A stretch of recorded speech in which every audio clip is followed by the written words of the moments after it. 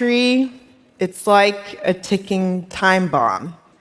It's literally this living and breathing thing that's slowly cannibalizing its own stores of energy and nutrients, just trying to stay alive until it ultimately gets eaten by microbes or some other animal like us. Have you ever wondered why that is and what could be done about it? My journey in trying to figure that out started in the spring of 2013. I'm finishing up my postdoctoral research in chemistry at the University of Santa Barbara, California. And all that really means is I'm a huge nerd and I've been in school for way too long. And trying to figure out how to put all of that training to meaningful use. So 2 of my lab mates, James Rogers and Louis Perez, invite me to dinner. But it turns out to be a pitch disguised as dinner. And they opened by totally flooring me with some staggering stats. 1/3 of the food that we produce worldwide is lost or wasted before it ever has a chance to be eaten. For fresh fruits and vegetables, that number is 1/2. And waste is a problem at every single step of the supply chain. From the farm, trying to get it to market in stores, restaurants, and in our homes. And it's not just a waste of the food, it's a waste of the land, water, fertilizers, labor, energy, fuel, packaging, and money out of farmers and our pockets. If global food waste was a country, it'd be the 3rd highest emitter of greenhouse gases after China and the US. For decades all around the world, we've relied heavily on a surprisingly small number of ways to help fruits and vegetables last longer after harvest. These have gotten us a really long way, but they also have their challenges. Refrigeration is a massive energy suck, a significant source of emissions, and it's expensive. It's unfortunately why a lot of places around the world don't have access to refrigeration. Designer pesticides aren't great for our long-term health or the environment. Waxes, some can be plant-based, but a lot of them are also animal-derived or petroleum-derived, and they help make produce look better, but not really meaningfully extend their life and quality. And packaging, that's just adding to our problems with single-use plastics and microplastics. And then all of this leads to a pretty narrow set of fruits and vegetables that are available in stores today relative to the amazing diversity of what's really out there. And so it's really like the categories that can survive storage and transportation that are commonly available. And those aren't always the ones that taste best or have the highest density of nutrients. So my friends wanted to approach this differently. And we led first with some questions.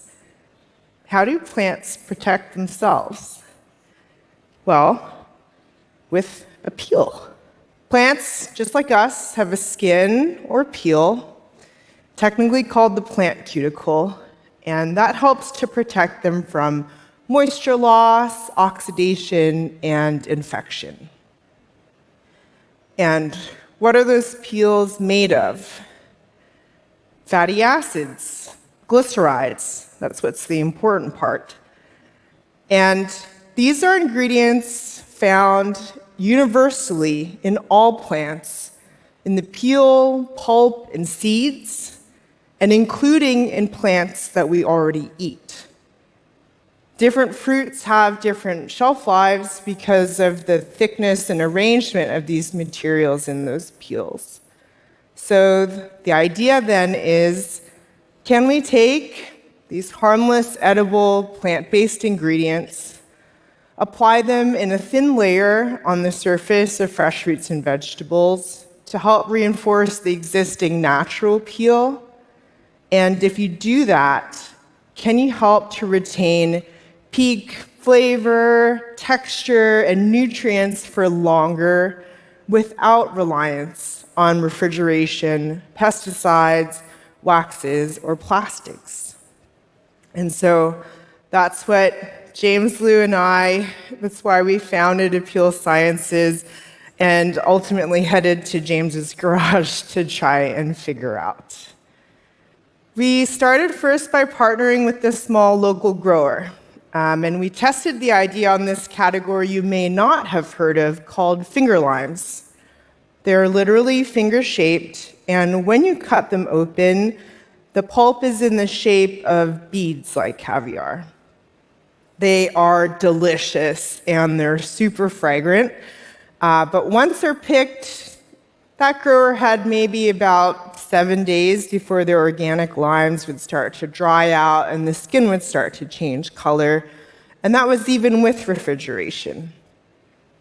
So we took a test batch of material that we made using leftover tomato peels, since those are rich in these fatty acids and glycerides. We dipped those limes in a bowl of these ingredients in water and set them aside to dry. And then we waited. And we saw that we could add an extra week of freshness to these limes. And when we saw that for the first time, we were like, shut the front door. Oh my God, this might actually work. So we then went and wanted to apply this little bit of extra peel to all other kinds of fruits and vegetables. Bananas, avocados, limes, green beans, tomatoes, bell peppers, cucumbers, berries, like you name it. And what we saw amazed, and quite frankly still amazes us. This concept works for dozens of categories. Things that need to ripen before you eat them, things that don't, things that have edible peels, non-edible peels. We even saw that with protected blueberries, we could retain vitamin C levels at higher levels for longer than unprotected blueberries. And tomatoes could be harvested later, not when they were green and tasteless, but when they were red and actually ripe, and they'd still have enough time to get into your homes.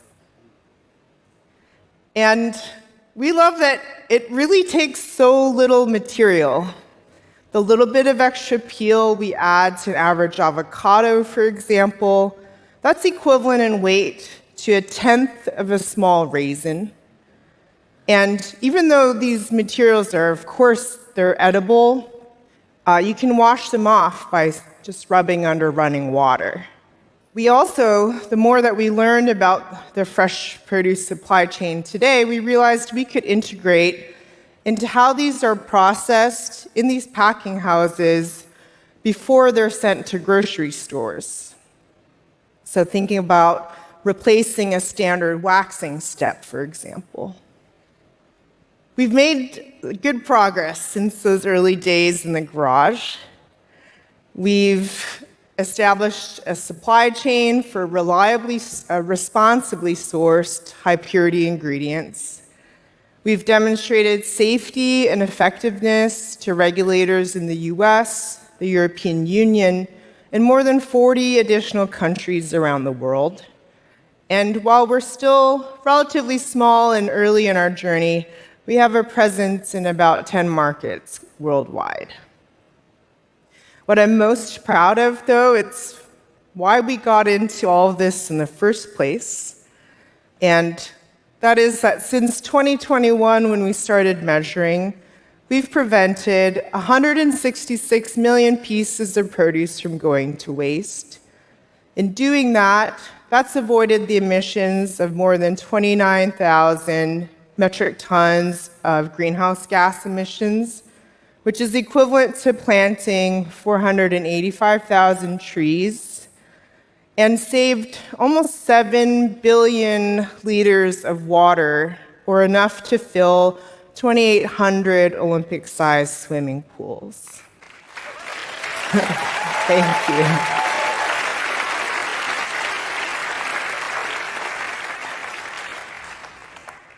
What we're also excited about is the opportunity to add a little extra peel to help small growers get their unique varieties of fruits and vegetables to market with more confidence.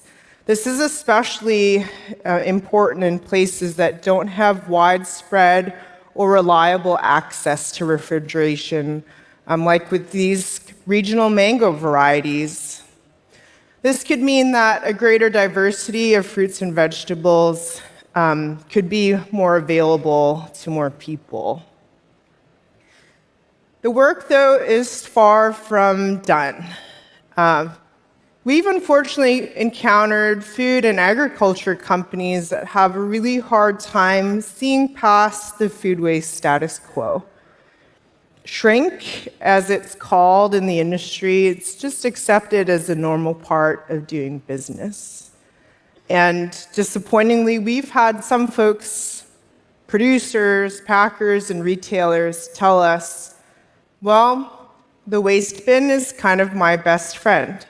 The more that people throw away, the more they have to come back and buy again. So let's just say that's not what we expected when we first approached them to talk about extending the life and quality of fresh products. But we can't change this thinking alone, and we're not a silver bullet to end food waste ourselves, but thankfully, there are lots of startups, scale-ups, organizations, and individuals all around the world working to transform this post-harvest space. And we're optimistic that our one small innovation, using common ingredients inspired by the ancient wisdom of plants, is playing its part in having an impact, reinventing the food system, and helping to create abundance for all. Thanks so much. Yeah.